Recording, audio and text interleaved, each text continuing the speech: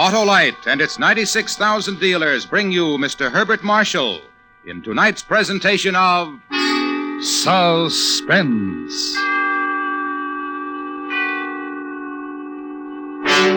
Tonight, Autolite presents an adaptation of Geoffrey Household's terrifying novel, Rogue Mail, starring Mr. Herbert Marshall.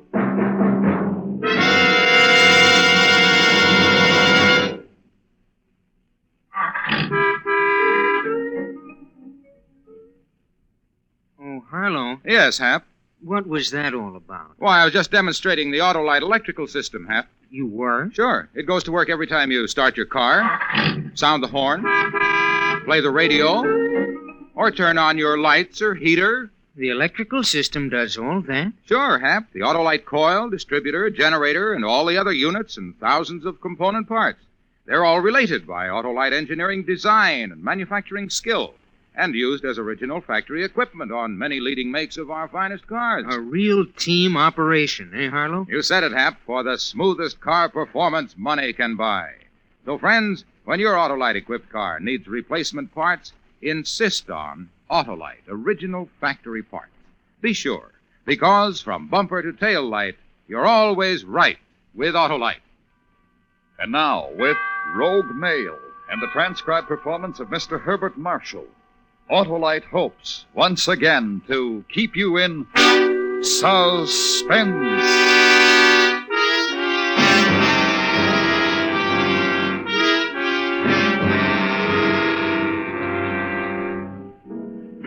I had him in my sights. The biggest game on earth. There was no mistaking him with his Chaplin moustache and his mincing strut. I'd spent a day checking all points commanding the terrace, and I'd timed the guards on their beats.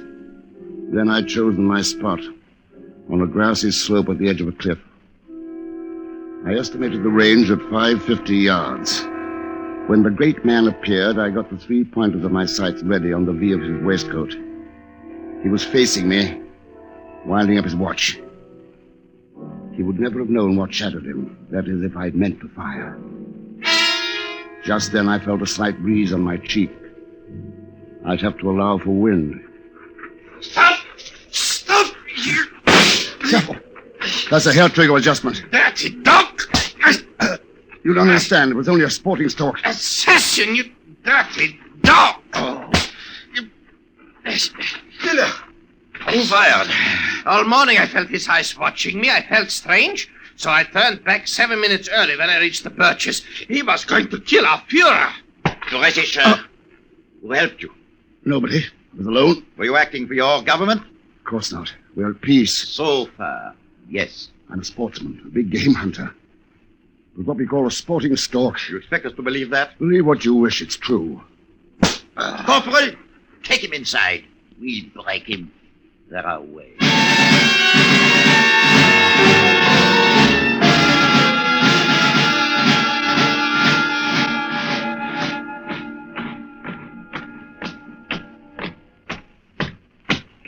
Heil Hitler. Is he conscious? More or less, sir. Prop him up. Put him in that chair. Yeah? Yes, sir. Can you hear me? Yes, quite well. Now, we've checked your story. Seems to be true. Incredible, but very English. Yes, a sporting stalk. You're English? Half. My lesser half. I can pass for English when I need to. Corporal, bring his things. Gun, binoculars, and papers. Yes, sir. I ought to bandage myself a bit before I leave. Oh, but you're not leaving. We can't release you. Your appearance, that left eye, and your hands. Oh, no, you'd certainly want to get even with us. How would you explain the state of your fingernails? I'm willing to call it even now. Yes, I believe you really mean that. It's no wonder we admire you English. No, we can't risk it, old man. Too much criticism abroad of our methods. I tell you, the story will die with me. It will indeed. This very evening. If you're concerned about world opinion, my murder most certainly will... Oh, but it won't be murder. It will be an accident. A sporting accident.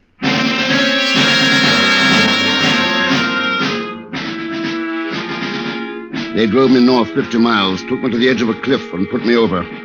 All but my hands. That was cunning. Scrabbling at the rough rock would account for the state of my fingers when I was found. I did hang on, of course, until I had to drop.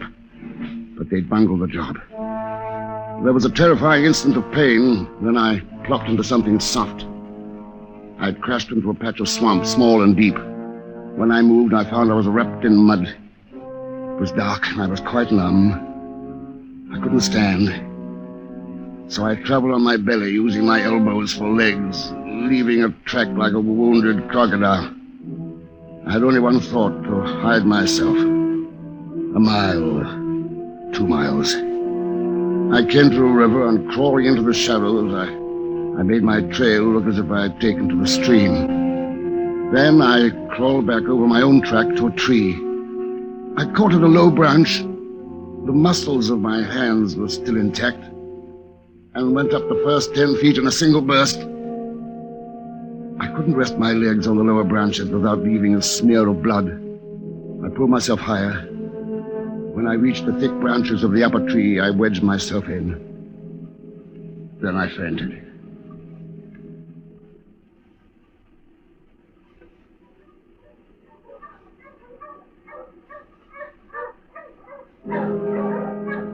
The sound of their search woke me. It was afternoon. I peered down and saw the half-English major, 2 uniformed men and 3 dogs. His trail goes into the river. He couldn't swim. His legs. We have to be sure. You, go downstream. I'll go up with the dog. We must find his body.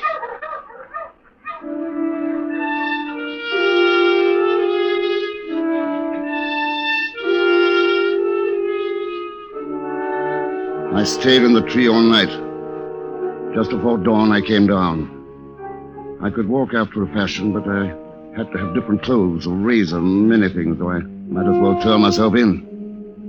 Then a tall, stooping man with a fishing rod came through the woods to the riverbank.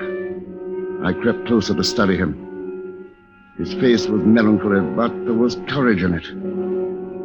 I had to take that one chance. Good morning. Any luck? If I know, Who are you? Don't be afraid. I need help. Look at my hands. Do you know how that was done? Yes. I mean, I've heard... no, I don't know anything. I have money, if you'll help me. I don't want money. I'm English. It's better for you not to know my name or what I've done, but I need clothes, food, gloves to hide these hands, a razor to shave. Things that can't be traced back. Wait, don't go. Where are you going? You need something to hide that eye, too. A patch, I think. Yes, an eye patch would be best. I'll put the things under that tree.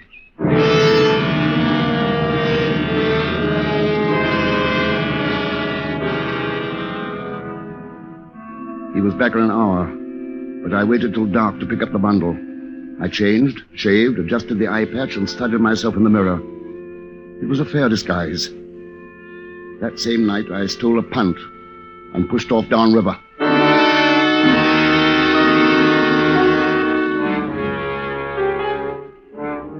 It took me a week to reach the sea. There was a large harbor there, and walking along the wharves, I saw several English ships. From 2 English sailors I met in a bar, I learned that one freighter was sailing next morning for London. Her first mate was named Mr. Vayner. Yes, who is it? Mr. Vayner? Who the... Oh, the police didn't catch you. Didn't you know? They've searched every ship in the harbor. Found that punt you abandoned. How did they trace it to me? They had reports of a man wearing a black eye patch seen on the river. That's how I know who you are. Can you help me? No, I could hide you in the storeroom. No, too risky. No place in the hold. I've got it. Come on. Anyone see you come aboard? I don't think so. Well, everybody's ashore except me and the cook. There's time to hide you. It's all clear. Come on, run. Keep your head down. Police might come back, spot you from the wharf. What's this manhole cover for? Empty freshwater tank. There. Hop in fast. I'll bring you food and blankets. Would you like some whiskey? Very much. Thanks. And, Mr. Vayner, when we dock in the Thames, will you keep a sharp lookout? See if the ship's watched? You'll be safe in England, sir? Maybe, but I'm going to look before I leave.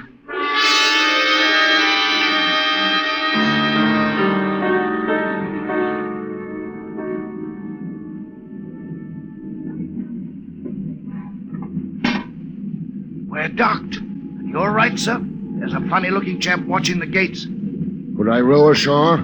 I have the dinghy ready, under the starboard quarter. Fine. I'll leave it at the Hurlingham east wall so you can pick it up. Have you friends, sir, who'll hide you? I can't let them be involved.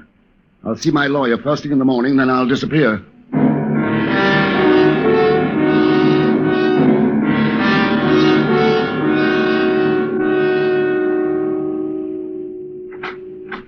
Oh, come in quickly.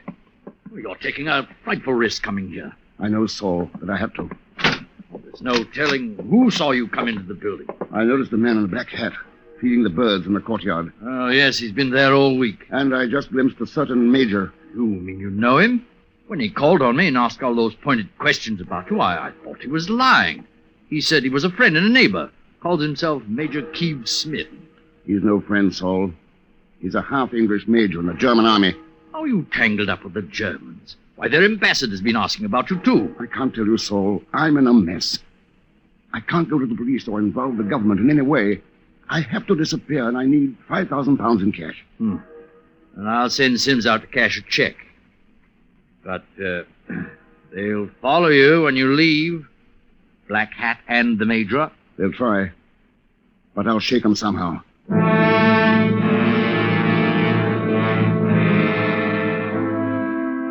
When I started for the Holborn Underground Station, the man in the black hat was close behind me.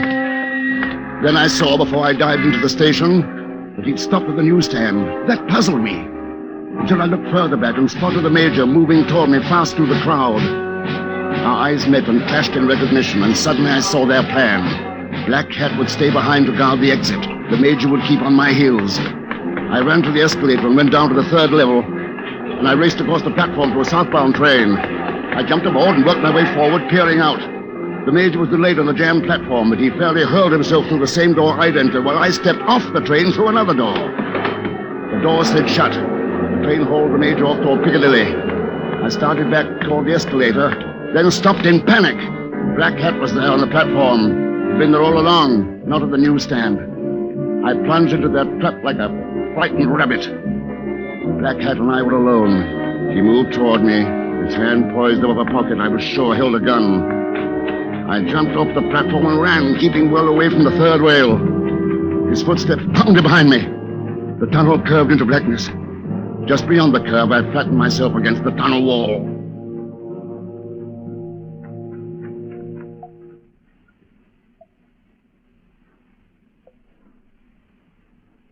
You might as well come out.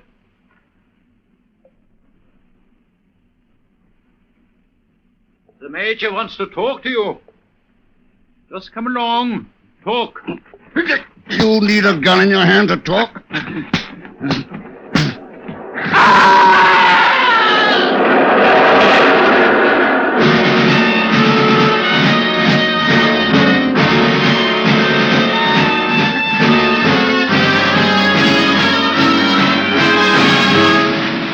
Autolite is bringing you Mr. Herbert Marshall in Rogue Mail. Tonight's production in radio's outstanding theater of thrills, Suspense.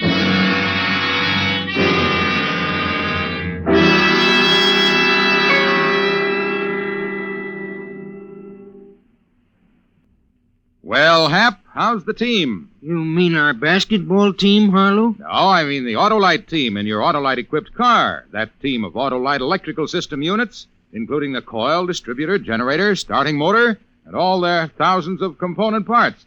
Why, they're all related by Autolite engineering design and manufacturing skill to give your car the smoothest performance money can buy. The Autolite electrical system does a big job, eh, Harlow? You said it, Hap, and it's vitally important to the smooth and efficient operation of your Autolite-equipped car. Then I'm off to treat my car to a periodic checkup at my nearest authorized Autolite service station, Harlow. Right, Hap, and friends, it will pay you to do the same. Visit your car dealer's or nearest authorized Autolite service station. You'll find the authorized Autolite service station nearest you listed in the classified section of your telephone directory. Or call Western Union by number and ask for Operator 25. And remember, from bumper to tail light, you're always right with Autolite.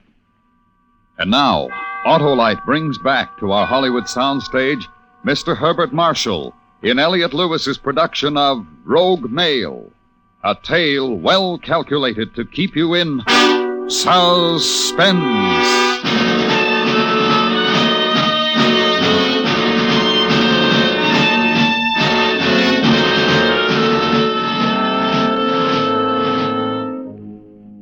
I can still hear his scream when he fell on the third rail. It echoed along the tunnel. A queer place for a soul to find itself adrift.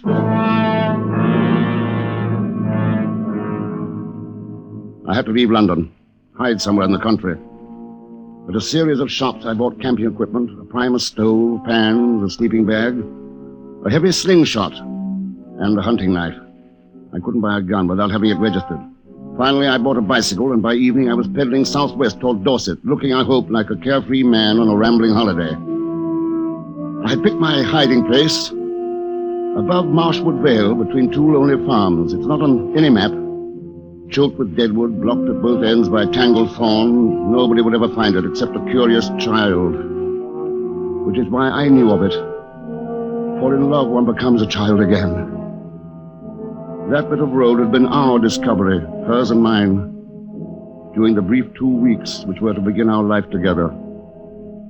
2 weeks which were instead our last, our only time.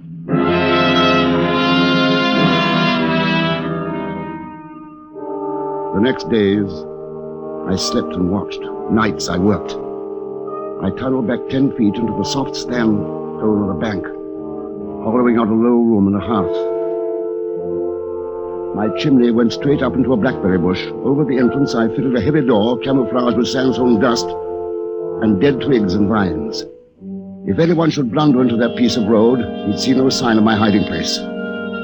I would be warm, dry, reasonably well fed, troubled only by my memories and my loneliness. Then one morning, down my chimney, came a thin, black, powerful tomcat who seemed to think me the trespasser. Hello there. Here. Share a biscuit? Not very civil, old man. Would you rather have some bully beef? Yeah. I bet that's the first cooked meat you've eaten. What do you live on mostly? Mice? Pheasants? Look of your ribs. You haven't had good hunting of late. Aha! The bully beef brings out your better nature. Maybe you'll let me scratch your ear. Huh? Why, you're a veritable Asmodeus. Asmodeus, demon of hatred and malignity. Now, easy, I'm not going to hurt you. That's right. I won't tell anyone. Stick around and keep me from being lonely. I won't tell a soul that old Asmodeus is a sentimental fool.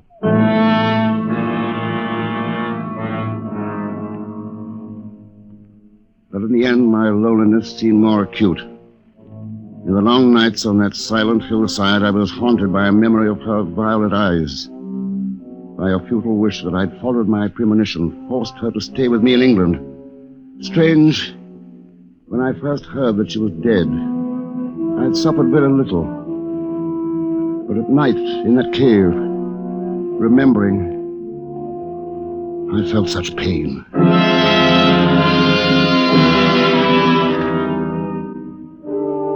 The next afternoon, lying hidden in the top of an oak tree, I saw a car drive into the yard of the farm to the east. A man climbed out, carrying a gun case and bag. The car drove away, and the man went into the farmhouse. I stayed in the tree, and in the evening saw the farmer and his visitor emerge with guns under their arms, probably going out to hunt wood pigeons. After a while, they came out from a thicket to my left. The farmer's visitor was Major Keeve Smith. You don't be having much luck for your first evening shooting, sir. Oh, that's all right. I have 2 weeks' holiday. What's behind that growth of hawthorn over there? Oh, nothing. But dead wood and more hawthorn. I ought to find pigeons nesting in there. Not likely. Because of the cat. What cat? Oh, perishing black cat. Can't shoot him, can't tame him neither. There he goes now, that black devil. Where? Oh, yes, into the hedge. He's very fat for a stray, isn't he?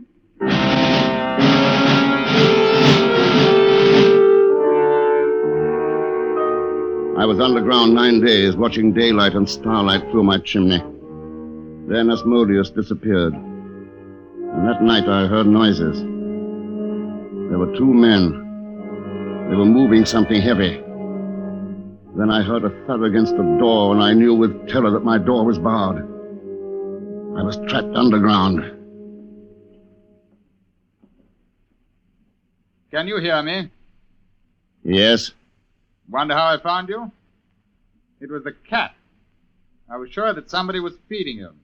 How sentimental you English are about animals. Can't you give me a cleaner death than this? My dear fellow, I don't want you to die at all. Put your signature on a document I have here, and I'll release you immediately. A document? Which says what? Well, I'll read you the most important sentence. On April the 5th, I attempted to assassinate the leader of the German people and did so with the knowledge of the British government. See, it's a very simple, straightforward statement. It's a pack of lies. Oh, come now, no heroics. Truth is relative. You think about it overnight, old fellow. I'll be back at 7 in the morning. Oh? Who do you have on night duty? A paid hand. Swiss fellow. You must have realized it took 2 of us to lift the log that's barring your door.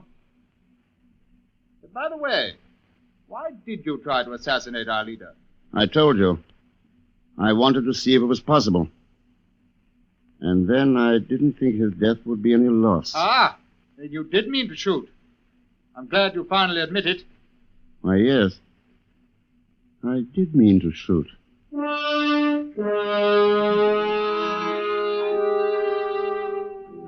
I'd given myself away, not to him, to myself.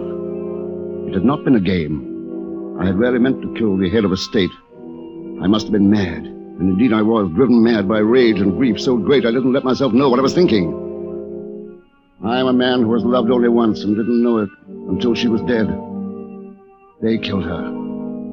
He, that leader, killed her. She was so swift, so sensitive, so generous of spirit that she made the cause of all oppressed, unhappy people her own. And so they caught her and killed her, for reasons of state. And so I had declared war on them, one man at war with a nation. And I would have destroyed their leader if the wind hadn't shifted. I slept and was awakened by the sound of a shot. And then something was stuffed down my chimney, shutting off my only source of fresh air. Hours passed. The air grew foul, and I banged on the door.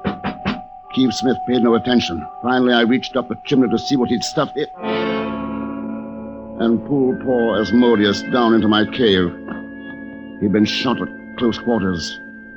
I was choking with sorrow and rage. It wasn't an easy shot, old man. Very difficult and sporty. That's a lie. He trusted you because he'd learned to trust me. Oh? Well, perhaps you're right.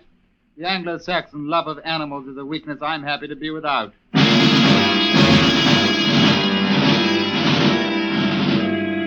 And so, with the death of Asmodeus, the Major condemned himself to death. All my plans were directed to that end.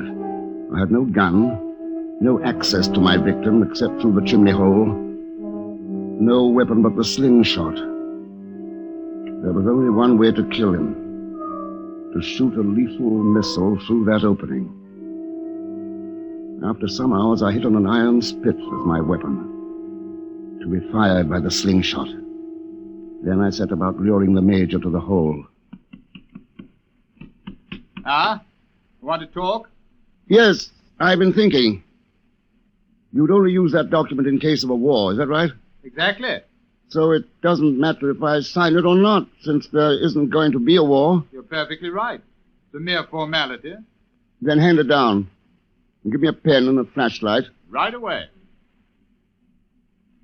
I'm glad you decided to be sensible. You're a cut above the average Englishman. There it is. Got it? Yes. Here's the pen. Where are you? I can't see it.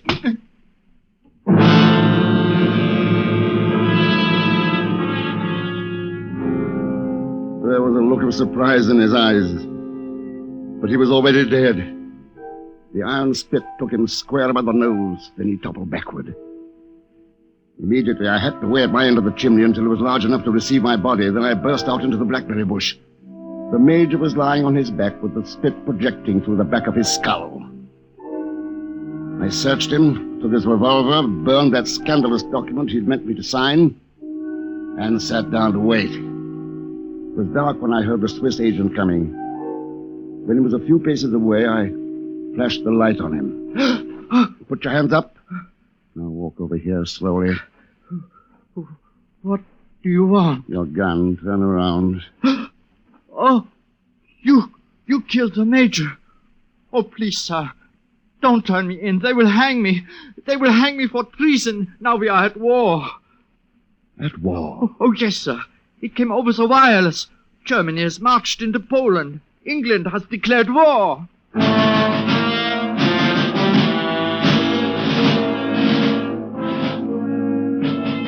And so my private war merged with the greater cause.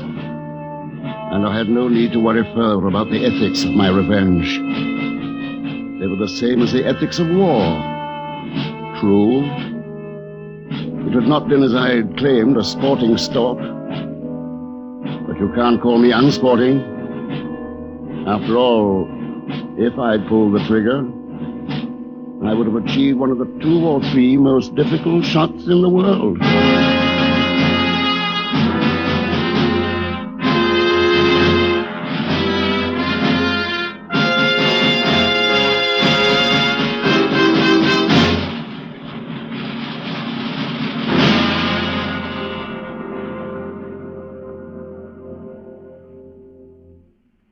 Suspense. Presented by Autolite. Tonight's star, Mr. Herbert Marshall. This is Harlow Wilcox speaking for Autolite, the world's largest independent manufacturer of automotive electrical equipment. Autolite is proud to serve the greatest names in the industry. That is why, during the early months of 1952, the Autolite family will join together in saluting the leading car manufacturers who install Autolite products as original equipment right on their assembly lines.